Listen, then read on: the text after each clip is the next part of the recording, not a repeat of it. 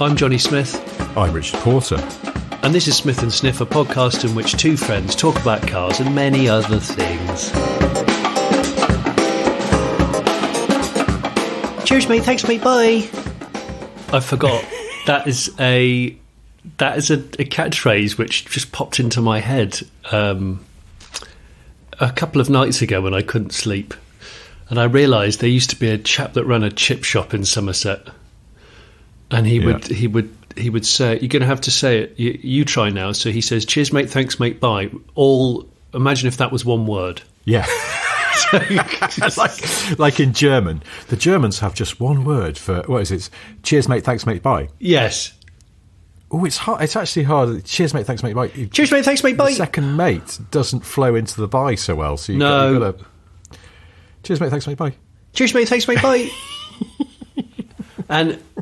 when you're in a queue, like a Friday, a busy chip night, you were, I don't know, 10 deep in the queue, you'd hear this a lot, and I'd completely forgotten about it until I couldn't get to sleep the other night.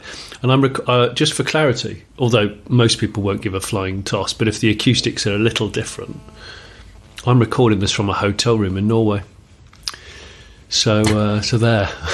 That's that. One of your twice yearly AHA pilgrimages. Yeah, that's right. I'm here. I've got a neck scarf on, and I'm standing on some. I've been standing atop some amazingly jagged boulders, sort of singing into the sky. It's very atmospheric. You should try it. I thought you'd be just standing in front of the mirror looking at yourself, but it's a pencil drawing of yourself.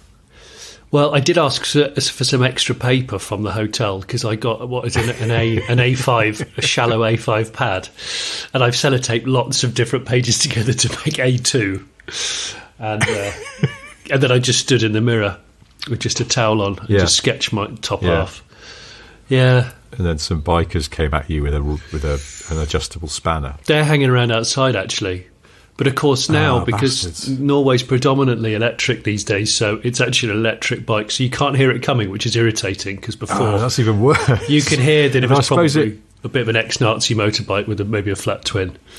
And it makes it a bit less threatening, though, doesn't it? Because I think part of the sort of menace of a bike gang is the thunderous noise of their engines. Completely. Absolutely. And... I thought this about, the new kind of wave of crime gangs in London, which are hoodies on. They used to be on Boris bikes, and now they're on those stupid little scooters with the flashing lights on the front and back. And which I've got to say, as much as I like a lot of machinery, I just don't. I see these grown people riding around on scooters with 4-inch wheels at 25 miles an hour, and you just go, have you ever heard of cycling? I mean, have you ever heard of cycling? Because cycling's actually cool and it's good for you, and you look all right cycling, whereas on a tiny little scooter you just look like a complete dong. It must stop. Now, funnily enough, probably a year ago, the scooters arrived in Bath, and people started wobbling about up and down the hills here. Have I mentioned this before? I was coming back from a drink in town one night, and I thought, I can't be bothered to walk up the big hill. I'll get one of these scooters. Stood in the street going through all the faff of signing up for the app. Oh gosh, don't. And then discovered that they lock out after 10:30. What? There's a scooter curfew? There's a scooter curfew for exactly the reason that I was about to... The reason I wanted one was because I was a bit drunk and I wanted to get home. That's why they lock out. So before pubs close, they shut off. Exactly. They go, uh-oh, all the fuckwits are coming in a minute. Let's lock all the scooters. So, they lock out. I think it's 10:30. And because I was trying to get one at sort of 11:05 or something. No dice. Someone told me that, in fact, from a certain time onwards, 9:30... they have an additional thing in the app. You ping the scooter to get it going, and then it makes you do a sobriety test. There's some kind of thing on the screen you have to do. What? Yeah. Really? They've thought about this, and they're geo-fenced as well, so that they won't go beyond a certain point. I guess this is all commonplace. It's just I'd never really looked at these scooters before. And you can't ride them airside at Heathrow, for example. No, they're quite particular about that. Yeah. They don't want you doing that. If you try and get on the M4, they tend to start flashing a warning. But the scooters are going, it seems, or have gone from where I live, and suddenly the bicycles have appeared, and I don't know why. Well, they can't beat the bicycles. Ultimately, they just can't beat them. Well, I was wondering, but there's loads of crime. They're a popular crime committing tool, as in a getaway. They've replaced the petrol moped because I guess they're even more nimble and even quieter. But then, surely, if you've used your phone to activate one, I'm probably being very naive here, and there's a way that they've hacked them or they're using stolen phones or something. But surely, however you do it, you need an app with a bank card to get them going. So aren't you very trackable? Or, God forbid, the criminals have bought something, like they've bought a scooter. They asked Father Christmas for a scooter. Oh, I see. These aren't the rented ones. Do you know, I don't even know. I don't know. I don't know either. You're listening to Crime Watch, Britain's leading crime podcast. We're listening to Clueless Crime Watch. Clueless Crime Watch. We don't really know what's happening. I heard a noise last night. Do you think it was a burglar? That's actually, talking of intimidating motorbike noises. When I was a Stjolden, one night I was sitting up late in my room, like doing an essay or something that had to be in the next day. You weren't doing an essay. You were playing Duck Hunt on your Nintendo. No, I was honestly. It was like this would have been like 1994 or something. I didn't have. Oh, Super Nintendo. You were playing F-Zero on the Super Nintendo. I've never had a Super Nintendo. I was okay. There was nothing to do in my room except listen to tapes and read and then do work, I suppose. But that was it. It was like the telly was we had one telly in the shared area. Yeah, I didn't have a TV in my room. Well, I did actually. I borrowed one of those huge cubic ones from like an old person who didn't want it anymore. But that was just for playing Super Nintendo. That was all it was for. So I wasn't watching telly in my room because I didn't have a telly or a Super Nintendo. But I was in my room and I heard this crash outside, like smashing glass. And I went to the window and lifted the blind. And just as I did, it was a really foggy night. And I just heard this coming out of the fog. And then suddenly this guy on like a scrambler bike just burst from the fog and went down the street past where I lived and disappeared off into the fog again. And there's something quite frightening about that as an image. And it's mostly the noise that does it. Well, the noise of an angry scrambler bike. The chances of an accident occurring as well, I would suggest. Well, yeah, but I mean, it was probably like 2:00 in the morning or so. It then turned out subsequently that like some cars had been broken into further down the street, so that's what it probably was. But particularly in the fog, a foggy night, and then you hear. I'm trying to remember. Maybe the bike didn't even have its lights on or something. If it wasn't even a street legal scrambler, it might not have had lights. Maybe not. But there was definitely, it immediately just smelt of wrongness. Fog is a thief's friend. I suppose so, yeah. Fog is very much a thief's friend. And high wind. High wind? Yeah, high wind is a thief's friend. Yeah. I knew a guy that knew a guy who was a thief. And when I was at college, he actually said to my friend once, he said, "Oh yeah, if it's a foggy night, busy night, really busy." But I don't know where wind fits into this. Well, wind, because if you need to clout something or smash a window or something, it's very easy to disguise it with high wind because there's loads of other things going on. Someone told me once that car thefts went up on rainy days. Oh, rain! Oh, I hadn't factored in that element. And I can't remember the reason, but I'm going to say that I think it's because there are fewer people around on the street, so it's easier to get away with stuff. Oh. But I'm also wondering if it's just that it's maybe the very casual thief's just gone, ugh, it's raining, I can't be asked to walk home. I know, I'll steal a Fiesta. I don't know. I could be wrong. it's that disco group, Wind, Rain and Fog. They were the sort of slightly more robbery-esque Earth, Wind and Fire. Yeah.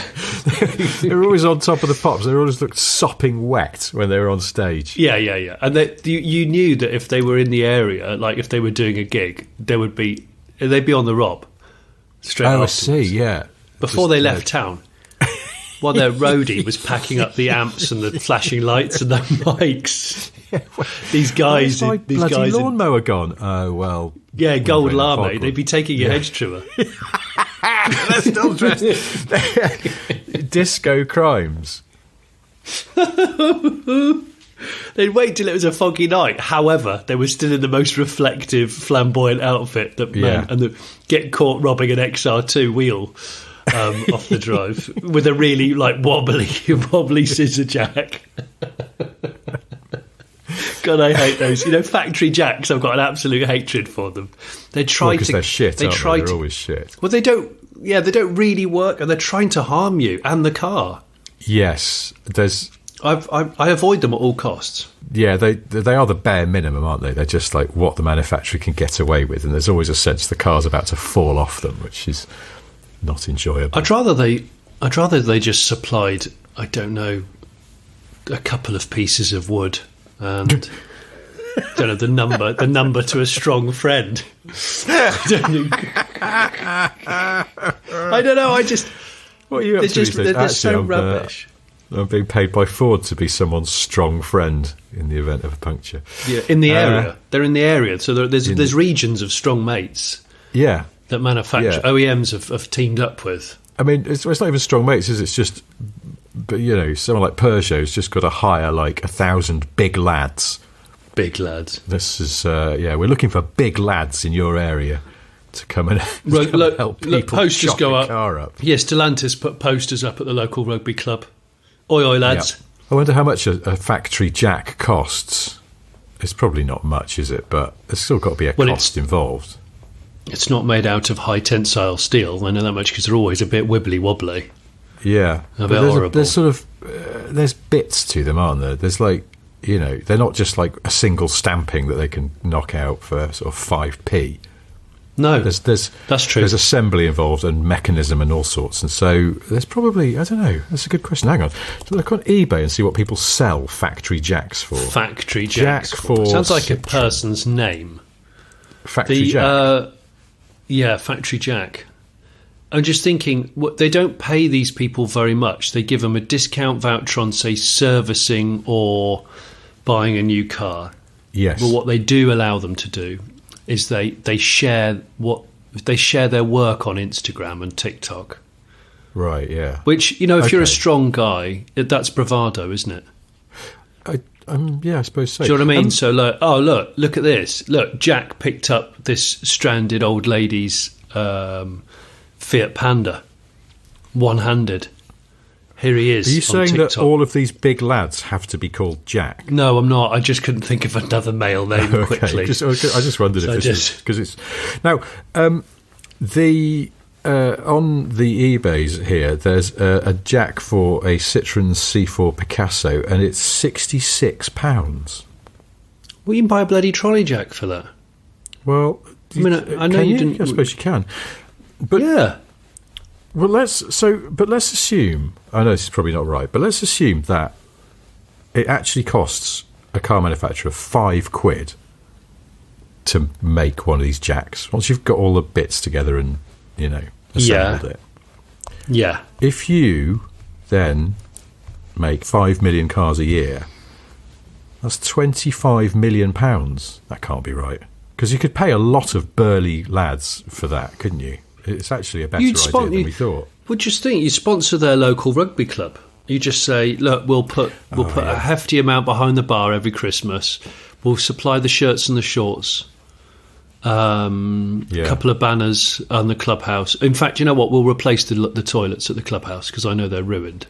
Yeah. So, and there you go instantly. They're like, brilliant. So, what do we do? Well, one of you's got to be on call every day, all the time. Yeah. This is your patch, and you got a small jurisdiction because there's a lot of rugby clubs about. Well, that's the thing. The rugby club is surely a fertile ground for recruiting a big lad. or two. Of course. Now, but some places are more rugby than others, aren't they? Like round here, very rugby. Yeah. Wales, super rugby. Very Scotland rugby. probably quite rugby as well. Wales, but Wales ultra rugby. There's a rugby club in every Welsh town, and but I'm trying to think. Are there some parts of the country are not so rugby? The Midlands. Midlands doesn't feel very rugby. It's Norfolk rugby-ish. I'm not sure. I don't know. Maybe the listeners can help. Yeah, I mean, I'm sure there are rugby clubs. I just think it might be harder work. Whereas, if you went to Pontypridd and went, "Have you got any big rugby lads?" They'd be like, "Well, take your pick." Yeah, of course we have. So, okay, well, there's a little business tip for you there if you're a major car manufacturer such as Stellantis. When I was talking about kind of like robbing and stuff, I looked on social media this morning. You know the DJ and TV presenter Jamie Theakston? Yes. He's just had his beautiful Triumph Stag stolen. I saw this. Yes. I feel bad for him because nobody wants anything to get nicked. But he's pretty much just said, he said, good luck trying to sell on my car. It's very, very recognisable and lots of people know about it, and it's green. Yeah. It's this amazing green with a green leather interior. Like the whole interior is green, the same green as the outside. Yeah, I saw. Yeah. It's so. Yeah, it is. It's distinctive. I'm trying to bring up the registration number to do a bit of. Are we doing a bit of goodwill? I've got Theakston's original social media post here about it, and have you? It doesn't actually give the reg. Well, that's a bit of it. There's no. I don't see any updates either. So this was on. When was this? October the 2nd. So this was. Oh God, this was like 2 weeks ago, pretty much. Yeah. So. There's. I don't see any news from Theakston. Theakston, do you know? I was thinking sort of about this. I bet you've met him. I bet you've met him. I've never met Theakston. Okay. I always thought he seems all right, but I couldn't speak from experience because I've never met him. Yeah. But he used to be very funny when I watched him. Yeah, he was very good on Rock Profiles, the David Walliams show, as the sort of straight man when they were looning about pretending to be the Bee Gees. Oh, he was very good, wasn't he? Yeah, he's very good on that. And he's very good on the Ozone as well. Yeah, that is true. This is turning into sort of Theakston worship event, but it's not. He seems like he's probably all right. Do you know what else though? I suddenly the other day, for some reason, remembered Jane Middlemiss. I do remember Jane Middlemiss. Yeah, she was she a Geordie or a I think she was lass? from. She'd never get this wrong. Because people from Middlesbrough would be very offended if she's actually, from not from there. Yeah, from Gateshead or something. But she. Because I was like, whatever happened to Jane Middlemiss? It turns out she's got the afternoon show on Virgin Radio. I'd never noticed. Does she? Yeah, and Theakston's like Heart FM, isn't he? Well, it's not called Heart FM anymore, it's the Heart. But he's the Heart FM breakfast show. That's right.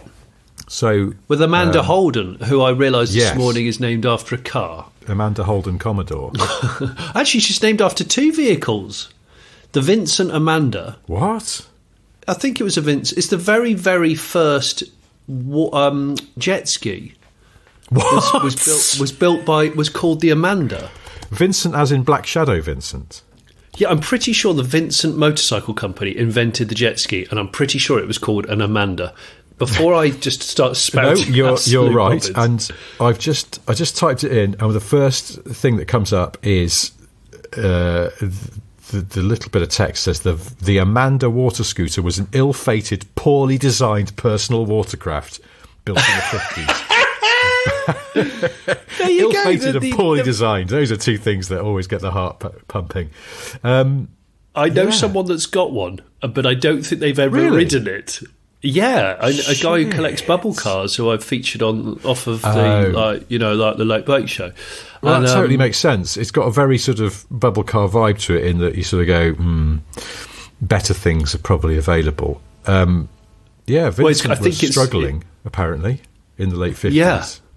And they came up with this revolutionary personal watercraft, powered by a 75cc two-stroke. Later models had 100 and 200cc engines. Lightweight monocoque shell, made from reinforced fiberglass, propeller drive. It could do 15 miles an hour. The riders could sit or kneel, controlling it by handlebars that rose vertically in front of the seat. It was started with a recoil starter.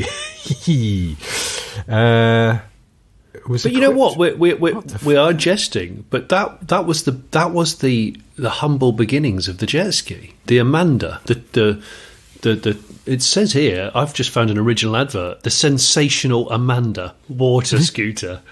Aqua scooting, the family vacation sport. Sports. Oh. Speeds of up to 20 miles an hour, exceptionally stable, although there is a photo of a guy who's fully clothed riding it. Looks like he's wearing a woolen jumper. Tweed suit. If you fall in with a woolen jumper, you'll suddenly add about 80 kilos to your body weight and sink to the bottom of the river. It doesn't matter how buoyant the thing is, you're still going to get splashed, surely, and then the jump is just going to get heavier and heavier until it feels like you're just being pulled downwards. Yeah. It says here in this article on our website called Ride Apart that, first of all, it was very expensive. It was £140 in the 50s, which is over £3,000 today. I don't know when this article was written. Hang on. This article was written, this article was written 5 years ago. It's probably even more than that now. So, but yeah, quite expensive for a muckabout thing. And secondly, the glass fibre technology wasn't really very mature at that point. Right. So the hull would warp when exposed to direct sunlight. So if you left it out in summer, if you left it moored up on water in sunshine, say you lived in Italy or Florida or somewhere, then it would just warp and sink. Or just let loads of water in, so the two-stroke just started gurgling, and then eventually died a sorry death. But yeah, and this is obviously, it didn't do much to save Vincent, and they closed in the late 50s. It's mad, isn't it? It's mad to think that the Vincent motorcycles are some of the most desirable motorbikes these days. Yeah. And at the end of their life, it's the same as at the end of BSA's life. They had some fairly tragic vehicles. That little tricycle that they made, which was apparently rubbish. That BSA. Was it the BSA Aerial 3? Let me. Oh gosh, I don't know. Going. Well, BSA I think I don't want to know, but I think I know. Yeah, here we go. Yeah. The BSA Aerial 3, It's not to be confused by Actual Aerial, who were a British bike manufacturer. Yeah, but I just did a search for BSA Aerial 3, and apparently it was nicknamed the Trike of Terror. Was it really? Oh gosh! Well, it was BSA. It's one of BSA's last-ditch attempt, I think, at competing with the influx of Japanese bikes and scooters, and I think it was a little shit. But it was a moped. Apparently, this is Wikipedia now, but let's go with it. The Aerial 3 was a sales flop, and its £2 million development costs contributed significantly to the demise of BSA. Gosh. Wow, this is so apparently the advert slogan for it this is so brilliantly sort of self-defeating. The slogan was, "Here it is, whatever it is." What? Seriously? Yeah. My God. I'll see if we can find a BSA Aerial I found a promotional 3 poster for the Aerial 3, which involves, I've got Olivia Newton-John, broadcaster David Jacobs, bloody hell, the singer Cindy Kent, who I don't know, and a couple of other people. Oh my gosh! So yeah, it did 120 miles to the gallon, with a top speed of just under 30. And 2 teams of Aerial 3 girls toured the country to display this new marvel, and a £70,000 budget was put aside with promotional events from village fetes to racetracks like Brands Hatch. Well, bloody hell. Let me tell you, there is a BSA Aerial 3 on eBay here. It's an orange and white one, and it is £3,000. Well, I expect it's collectible now because it wasn't very good and is now rare. So I think it's quite a crudely pressed steel construction, and I think the wheels were pressed steel, which look like disposable plates at a party. They're quite. I don't know. They're quite cool. They were very of their time. But yeah, here's another advert that says Aerial 3 lets you laugh all the way to the shops. Well, I don't look like I want to laugh like that. No, there's a word you can sort of infer from that other people are laughing at you, though. I think because it looks a bit. But didn't it lean though? Did it have that lean? Did it lean? And the two back wheels stayed. Did the front lean? You know that Honda built a similar trike in the 80s, which was probably much better. But I bet it used a similar idea. Was it the Honda Stream or the Honda? Oh yes, that rings a bell. I don't know, but we're getting a bit car-y now. I think we're getting a bit car-y, a bit bikey, possibly for the first time ever. Sorry, yeah, that's what. Oh my God! Imagine what this thing sounded like. Yeah. So Honda did do a similar, very narrow rear track trike, 2 wheels at the back, called the Honda Stream in the early 80s, and it was a magnificently 80s looking thing. You must look at this. Like, imagine Sarah Connor's scooter off of the 80s, but with 3 wheels, and. I remember the front part and the back part were hinged. So the back part where the 2 wheels were, which had the engine in, stayed still, and the front end leaned like a normal moped or motorbike. And I don't know if the BSA Aerial 3 did that, but I've just looked at a picture of a very old, frail-looking man trying to get his knee down, a black and white photo. And it looks to me like either it's breaking in the middle or it's actually hinged. I can't work it out. Maybe listeners will have far superior knowledge than us. I suspect they do. Yeah, they probably will. I don't think it did hinge. I think it... Don't you? No. Whereas the Honda Stream did. If we were in any way professional, we'd have prepared all of this in advance, but obviously we haven't. There's loads of articles about this Aerial 3. I'm going to read up about this later because this is fascinating, but it's a brilliant tale of how another plucky British company fucked itself and went bust. Hang on a minute. I've just found a fantastic website which I have heard of before called Bike Curious, and they just worked that one out. Yeah, sorry, that was very late. That was a bit delayed reaction. Sorry. And when I was looking for this Honda Stream trike just to check, because I remember my late nana in this sort of block of retirement flats that she used to live in Loughborough. There was someone who lived in the flats who had a Honda Stream because it used to park outside. So when I used to go and see her now and again, I would marvel at this futuristic thing. But I think even as a very young lad, I still wasn't entirely sure that it was a good idea. I think I still stared at it and went, is that a good idea? But it says here, the Stream was Honda's first tilting 3-wheeler, and it was built on a licence from G.L. Wallace and Sons of Surrey, England. G.L. Wallace and Sons was a design company consisting of George Wallace and his son, obviously, and a guy called Stan Jackson. They initially tried to create the ideal bicycle for delivery services, and after coming to the sentiment that the most bicycle things had already been created, they looked into trikes. In 1967, they developed a prototype where the front leaned but the back stayed flat. BSA originally bought the designs and turned it into the Aerial 3. And after that flopped, BSA went out of business. George licensed the design to Daihatsu for a few years, and then after that, he let Honda run with it, and that is how the Stream was born. Well, shiver my effing timbers. They are related. I'm not just a gabbering fool. I knew this shit. Does this mean the Aerial 3 did lean then? Because it doesn't. I think it did lean. Pictures. I think it did lean. I think it had a hinged spine. Yeah, it would make more sense, wouldn't it? Because otherwise, it's going to cock a wheel, and then it's just it's going to cock a wheel, and that would be instant sales flop death anyway, because you'd end up understeering or high siding at low speeds wherever you went. I'm just thinking now, I'd like dodgy bike gangs in London to ride around on BSA Aerial 3s with hoods. There's some very this came out in, 1970. There's some very sort of the time promotional pictures here with just a woman in a bikini writing it. Oh, gosh. Still What's the worst that could here happen? we go, look. Right, I found Is it a picture leaning? of it. It does lean, yes, okay.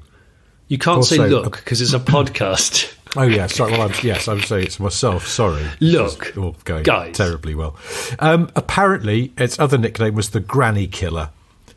Oh, well, even nicer. What was the other one? Tricycle of Terror? Trike of Terror, yeah. Oh, gosh. Wow. Trike of Terror. Oh, my gosh. Well, come to me. every day is a learning experience, and today is no exception. I did not know about this. I'm sure a lot of listeners did, and they're going, yeah, tell us something we don't know. So there you go. gosh. There you go. You tuned into Smith and Sniff for, I don't know, a small quantitative car chat. And what did you get? I'll tell you what you got. You got 2 pieces of trike intel. That's what you woke up for today. I don't have any other news. I know it's not a very professional thing to say. Well, I do have some news, and it's relating. In fact, since we're talking about Jamie Theakston, it's from our Celebrity Corner. But this is this is pretty earth-shattering, I think.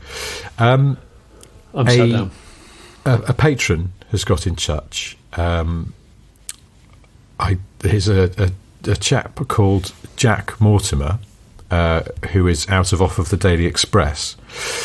He's a journalist there, and he was talking Jack. this week to TV's Chris Goffey out of old Top Gear. Right. Now, anyone who follows Chris Goffey on Twitter, and you should, will know Yes. that he's got loads of stories about his time as a car journalist in the 80s, 70s as well, I guess. And pre him being on the TV, but then also stories about his time at Top Gear. He also infamously rolled an MG Maestro and then sort of hung from the seatbelt as the car went oil pressure low. So Chris Goffey is full of the stories. Now, Jack spoke to him just last week, and he says, we ended up talking about your podcast. It turns out he's a listener. No effing way. That's what I said. No effing way. Jack says that Chris Goffey listens to our podcast. So, Chris, if you are listening, thanks for listening, and thanks for the stories on Twitter. And as a few people on there have said, get these stories writ down properly in a book, because I would read the shit out of that. Amen to that. And what I would like to also say, Chris, is, can you come on the Late Break Show and do an idle chat with me? Oh, because you are one of the people. You're one of the first people. You and William Woolard, and Clark, a very very young Clarkson, were the people that I watched as a kid, staying up late, listening to the intro music of Top Gear, and it having a profound effect on me. And I'm sure you're the same. So that's bloody hell. Yeah. Wow, that's amazing. Yeah. The Goffey. Yes. The Goffey taught us about cars when we was a formative age. When we was young, when we was young and all that. You know what I mean? Yeah. But back in the day. He'd make a fabulous idle chat, but I was also going to say we would absolutely add him to our guest waiver list as well. So, can we? Yes. Yeah. So Lewis Hamilton, Sade, your dad Bob.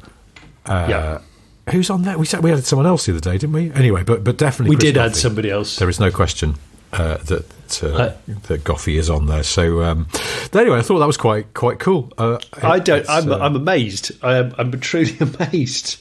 Well, there you go. Chris would have just been listening to this podcast then and gone, look, I knew about the BSA Aerial 3 and I knew about the Honda Stream. I probably rode it in 81 when it was launched. Yeah, I reviewed it. And that's cool. Actually.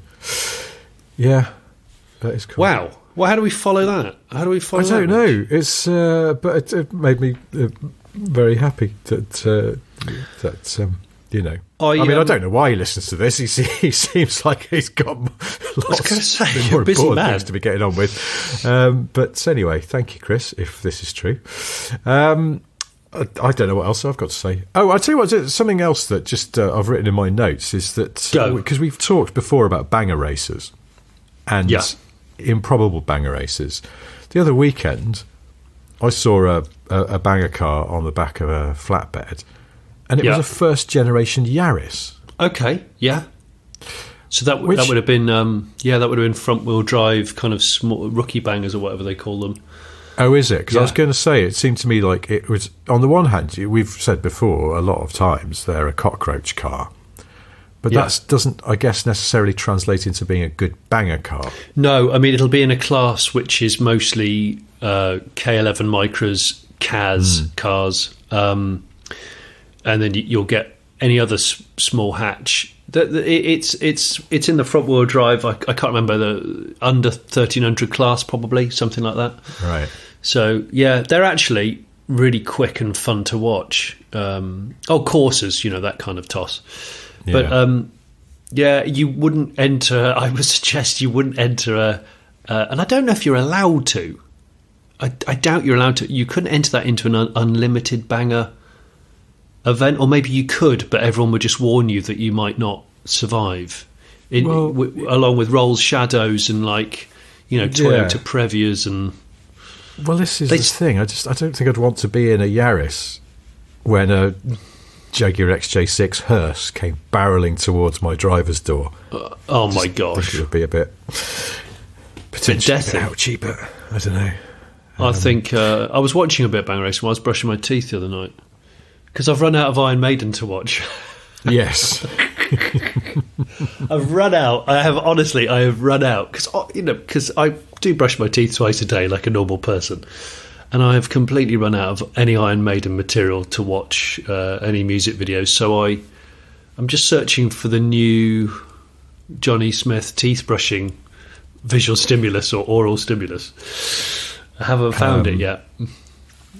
But I found some Dutch banger racing, which is quite high caliber actually. A lot of Volvo 340s, local team, all that. Do you know what they do? They do the mostly the 7 and the 940s. Okay. But there's also a lot of American stuff, like 80s and 90s American stuff. So full bodied Caprices and that kind of stuff. I've noticed. Yeah, there's still a lot of those floating around. The Netherlands, so I don't know why, whether they were just sold quite well back in the day here, there, even. So there, also everywhere. But I always feel feels a bit dodgy watching banger racing, because on the one hand it is a highly entertaining sport, and the prep and actually being able to. I have to say, the car control for banger racing is outstanding. When you consider that every lap your car will change, the geometry of the suspension will change, and the driving dynamics will change. I hadn't thought about that. It's just also you're not constantly fighting someone trying to do a pit manoeuvre on you. Yeah, of course you are. So you're going into a corner and trying to control the car and possibly line it up to hit another car or just over or undertake another car. Someone is trying to put you in the wall or trying to pit manoeuvre you, and it must be blimmin' hard. There's a lot going on, and you know that it's a full contact sport, so people are definitely. It's not like when you're on a racetrack where there might be a slight collision, or the other week when I was karting and you think there might be a little bump and a little bit of a tussle. No, there's not a tussle. There's full T-bone action going on here. Clear and present danger, as they say. I have to say, Joe, I don't know if I mentioned it, that I went karting the other week. No, I was about to say, because I listened to the podcast with your celebrity mate Greg James, in which you went karting with the Fast and the Curious podcast team. You did all right, though, didn't you? You held your own. I did all right. I have to say there was a chap called a pro racer called Brad Philpott, who was very good and clearly was always going to wipe the floor with all of us. And Brad's, I think, won at the Nürburgring and is an endurance racer. So he's hot in the seat. So I thought, I'm never going to be able to get anywhere near that. And I don't kart. And I'd also got off an 11-hour flight, which doesn't help, and gone straight from Heathrow to Docklands. Well, I saw that the more attentive listener, or Patreon rather, I suppose, will notice that there's a picture of you on our last week's show notes, sitting with a crab-sized pastry and a bucket of coffee in Monterey in Northern California. Yes. And then if you look at the promotional picture for the Fast and Curious podcast that you're on, yes, which was recorded the following day, you're wearing the same T-shirt. Of course I am, because I got straight off a plane. We ate a crab-sized pastry, then we went to the airport, we got on a plane, we flew across the Atlantic. I went home sleeping in a car on the motorway that someone else was driving, and you went straight to a go-kart track, which I can't think of anything worse. We did 4 or 5 heats. Bloody hell, my forearms and my wrists, they hurt for over a week afterwards. Really? Over a week. I had proper kind of crab claw wrist and forearm. But it reminded me of how... Yeah, so because I turned up a bit late because the event started before the plane landed. I had to get in my heat without having a chance to even learn the track. Yeah. So I'd never been to that track before. Now, I'm not bigging myself up at all. I'm not saying that. I'm just saying that I was nervous because I'm quite a slow track learner, and I just thought I've got to get in and just give it bloody everything. I'd looked at there was a sketch, there's an illustration on the wall of the track, and I was just sort of glancing at it here and there. Yeah, I got in it. I think I'm second fastest on that heat, and so I think I might have chipped a tooth. I was gritting my teeth so hard. When you properly grit your teeth like that, you're like, fucking come on, let's fucking do this. So I did a bit of that. For context, for listeners who haven't seen this, the background is that because Greg James does a podcast called Fast and the Curious about F1, but this was an F1 podcasts karting day. Is that right? Yeah, it was organised by Acast, who host podcasts, including ours, and they'd invited specific kind of motorsport-related podcasts along to battle it out as in a friendly. It was a social event, but it was an all-day event. So you can imagine, I think there was something like 17 driving heats. Each one was 15 minutes. So it was busy. Hell. Yeah, and I hadn't eaten enough, so I started sculling nuts. And also, you had just got off a transatlantic flight, which I had just got off on a flight. Yeah, Greg James was like, "Are you? How did that feel?" I went, "It was okay." I said, "The problem was I just downed a load of peanuts before I got in the car and didn't really drink enough water, so I got out the car with the driest of mouths because I thought I need a little bit of slow release energy, but at the same time needed probably some water too." So, but I would like to go karting again. Well, thanks. I haven't been karting for years, but I'll be honest, I have mixed feelings about karting. It's the same way I have mixed feelings about track driving. There's a point at which I just get bored. Just go, I've been here before. Well, that's when I just try and experiment and go a little bit more dangerous or faster, and I don't think that's the right attitude, frankly. No, I did that once on a stag do in Brighton, and I went onto the karting. There was a sort of hairpin, and I realised that if you absolutely slung it in, you could effectively sort of turn in far too early and sort of drift across the apex. Oh, great! And I was getting a little bit carried away with that, and then I just overdid it, drifted past the apex and into the tyres on the other side of the track. And the engine sits right sort of almost next to you on those karts.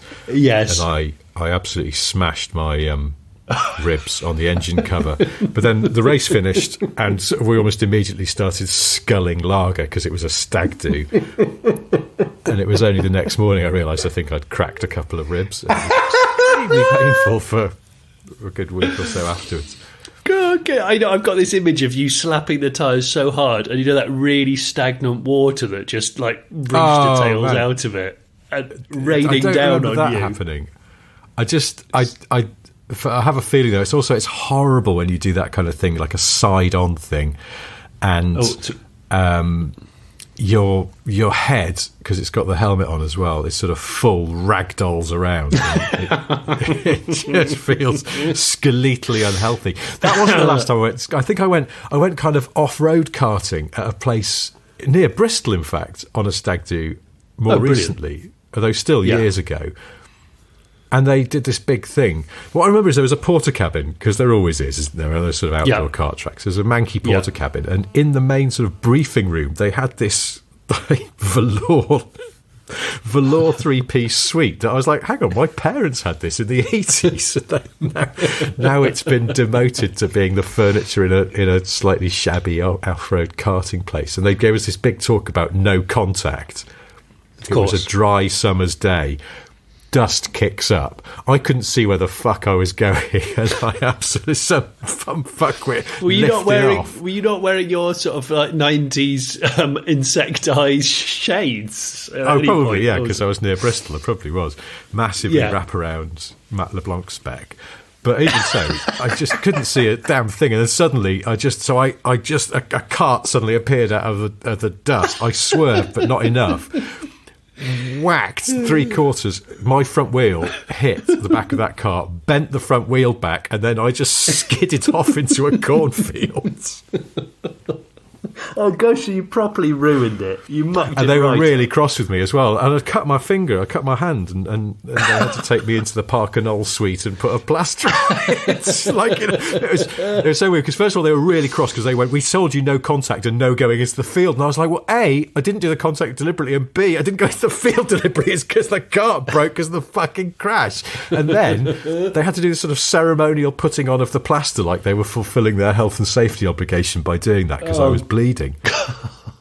I got to say, the last time I've ever been in a car. And did water come flying out of those tyres, like I mentioned, and soak your boot-cut jeans, and so you had to be out on the lash for the rest of the day with some slightly stagnant-y smelling boot cuts? Well, no, because they give you those painter and decorator overalls. That they do. Suits, don't they? So. Oh, yeah, they do. I totally forgot about those. And you've got the choice. They're either really slack and... I don't know, you look like you're wearing your dad's clothes to a fancy dress do when you're a kid, or you have camel toe situation going on. Yeah. They slice you in half.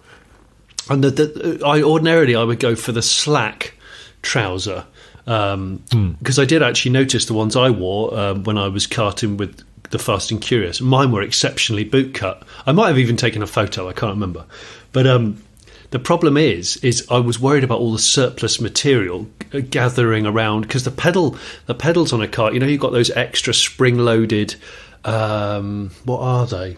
They're like a block which comes down over for people who want a shorter reach pedals, because you can't adjust the seat on a car, so you put blocks on the pedals. I was worried about it all clogging up in that, but also I had so much surplus kind of under the armpit and width-wise on the torso material. I was really close to the engine, and the engine was scorching hot anyway. Yeah. I thought, I'm going to set these overalls on fire like mid-race and end up being like a rubbish Red Arrow, like going around with like blue flames coming out the back because my blue overalls are on fire. And I won't even notice because I'm so busy like gritting my teeth and like hanging on for grim death, which I was doing. I have to say it was a lot of fun. And I've said this before, I never karted as a kid. I first karted at 16.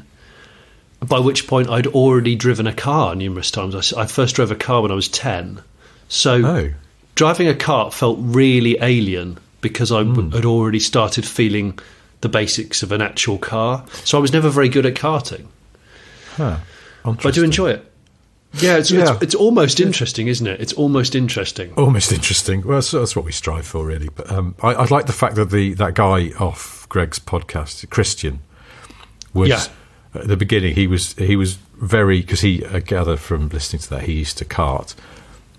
He did. Sort of not professionally, but it was his hobby. And at the beginning, he was like, "This isn't a proper kart track," because it was a kind of stag do thing, wasn't it? It's one of those places. Yeah. Do you know what though? I think the track was really technical. It was an up and over, so it had a higher level and a lower level at one end. Yeah, which was plywood and really grippy.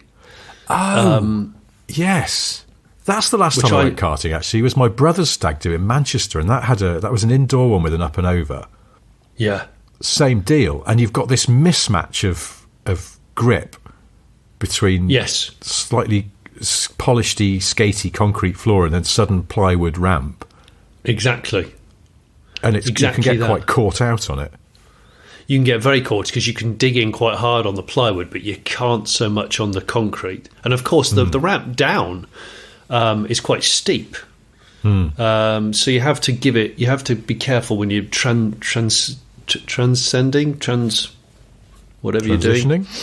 Transitioning from the high level to the lower level and vice versa. But yeah, it was good fun. It made me realise that I'd like to do that more often. In fact, maybe we should ask Nigel Mansell if he would invite us to his karting track, but only if Nigel. We have to be allowed to have a go in the slick tired. Oh, the Bedford Rascal, the pickup. Otherwise, I hope they've still got it. Yeah, I really hope they've still got it. Now, before we wrap this up, I wanted to read out a listener's message. Well, it's a patron called Guy. I won't say his surname in case he doesn't want us to, but he did put this in the public domain. He left it as a comment under the last podcast on the Patreon, because we mentioned the Renault Le Car, which is what the 5 was called in the US. Yes. But this jogged Guy's memory. Guy had then, towards the end of the Renault 5's life, the Mark 1 Renault 5's life in this country, there were Le Car special editions, sort of run-out models. Le Car 2, I think, was the run-out on the first generation 5. I remember that. Yeah, I remember that.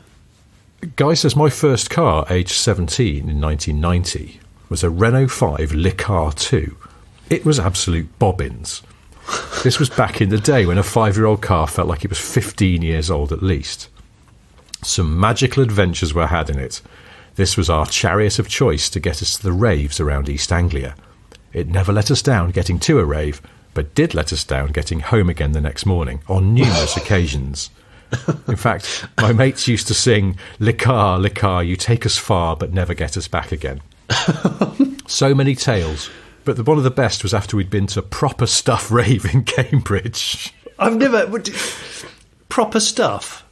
Yes. Now, Guy is advocating what I believe to be illegal substances. Obviously, we don't endorse that. Blah-de-blah is very bad for you. But anyway, these are good stories. So he says it was a lovely, lovely evening of fine music. It was a very dismissive comment. Red and black caps. Say that again. Sorry. It was a lovely, lovely evening of fine music, doves and red and black caps. The evening was ended early when the police raided the carpet warehouse unit we'd borrowed for the evening. Oh, right, okay. Carpet warehouse. Full illegal raving. It was a laugh-filled drive back to Norwich, giggling as we drove round Cambridge for the 8th time, lost. And we eventually got onto the A14. As I pulled into my mate's village to drop him off, we suddenly hit some really thick fog as we went down the hill. I hit the brakes, and they had gone completely, or so I thought. It was actually ice. I realised it was ice as I smashed into the curb, hit a grass verge, and landed in someone's front garden, arse of the car in the air. Screams of "you daft" see from the back seat as the mordant short hi-fi speakers which sat loose on the parcel shelf, along with the plastic tape holder and the 48 mixtapes, smashed into the back of my mates' heads. We sat there for what seemed like ages until we worked out what had happened. I managed to open the driver's door, dragging it through someone's lawn, and got out a bit dazed. As I looked up, the owner of the house was stood no more than 6 feet away from me with a garden rake in his hand and his mouth wide open. Completely shocked, I babbled, "I reckon it'll come out nice later." His silent response panicked me into then saying, "What the fuck are you doing gardening at 7 a.m. on a Sunday in the fog?" I jumped back in the car and shut the door, quickly locked it, and sat there completely silent. He came over to the car and knocked on the window. I still remember pissing myself laughing at my mate screaming, "Don't open it! He's tooled up!" And the good thing is the car's got such thin metal and glass that the person outside will hear everything. I know exactly. Bless his heart, the old boy then helped us to get the car out of his front garden and waved us on our way. Oh, The God, it bumper still was worked cracked, the then. near side ring was crunched, and the headlight pushed back under the now bent bonnet. But she could take it. A couple of Fridays later, we were out and about driving round, going nowhere, as we all did back then, and my mate Rob was desperate for a pee. He couldn't hold on any longer, so I pulled over on some back road. He got out and stood using the passenger door as a bit of cover in case any cars came along, and peed up against the verge. This called for a bit of a giggle, so I quietly put the car in reverse and started to drive slowly. Rob started screaming, "Stop!" The other four of us were in hysterics, the thought of him being pushed over by the car door while trying to pee. However, the smile was soon wiped off my face. I was not getting him with the door. The corner of the door was caught in the verge. He got back in the car and closed the door, and it just bounced open again. We had bent the bloody hinge. We spent the rest of the evening with Rob holding the door closed, as we now had a 3-inch gap between the door and the door frame. That was the end of Le Car 2. Well, there's a lot going on there. Yes, there's a little supplementary adventure here as well. He said it had taken us on many adventures. We drove down the embankment of a dual carriageway that was under construction. It seemed like a good idea at the time. I genuinely thought we were going to die. We also slept in a turning point in the middle of a dual carriageway on the A47 after the fuel line was ripped apart, and every time a lorry came past, we thought it was going to turn into us and crush us to death. But you slept in it? He slept in it. Oh, my gosh. Guy, thank you for your memories of your Le Car 2, a great tale of a plucky car. I like the fact that there's always a minimum of 5 people in this car in all of those stories. Do you know what, rave journeys, always entertaining anecdotes, I think. Like you say, that era was interesting because it was early 90s, lots of people still daily driving 70s and 80s cars. Which were of dubious reliability, possibly, and maybe being run on a shoestring. That was almost the charm of it. As we've said it before, whenever you see any rave videos that are posted up on YouTube, which I do sometimes thumb through. Is this not your new toothbrushing thing? You could just watch. Actually, bloody hell, it could be, couldn't it? Fuzzy That's VHS copies. Man, I'll be brushing my teeth so furiously. I'll be brushing my teeth. I'll end up with bleeding gums every day. That's not going to be healthy, is it? It's like every so often you just send me clips of things off Instagram where it's like a bunch of Dutch people at a Gabba rave, and it always gives me an instant headache. Well, do you know what Gabba dancing is called? I actually found it out. No. It's called Dakar. Is it? Not Dakar. No. Yeah, Dakker. I'm pretty sure. Sort of like really fast Dakar. Yeah. Rave dancing is called it's called Dakar. So I don't know if I don't know if that grueling motorsport event has any kind of connection with it. But I'm going to say no, but Paris Dakar. Right. Well, look, we should bring this into land. But before we do, 3 things to tell you. They are: 1, Johnny has a solo YouTube channel. It's called The Flaky Pate Show, in which he tours the country looking for balding old men with very dry scalps. God! There's always the Late Break Show. Lots of excellent videos on there. And also a video of you and me walking around the paddock at Renspout in America from a couple of weeks ago. Yes, indeed. That video is live. It would be lovely if you were to go and watch it. It's a bit of a shambles, but hopefully you get to see some really nice cars, and we're not standing in the way of all of them. No, we tried not to. We didn't have a great deal of time. It was quite a very busy event to capture anything with videographers. But there's a couple more videos from that event to come, and the latest video on the Late Break Show is actually quite a sentimental one about a chap who has a barn find MG Montego Turbo, who sadly died the week before this video went out. So it's a bit of a tribute to him. Yeah, and it was, but he was a lovely guy, a real dyed in the wool Austin Rover MG fanatic. He had everything. His everyday car was a V8 MG ZT. And wow. So watch that if you fancy it, I would say. And all the Renspow to walk around. And obviously the secret's out about my Ghetto Boxster, which I still have to go and fetch. I must actually go and get it now. Second thing I've got to tell you is I have various books on sale.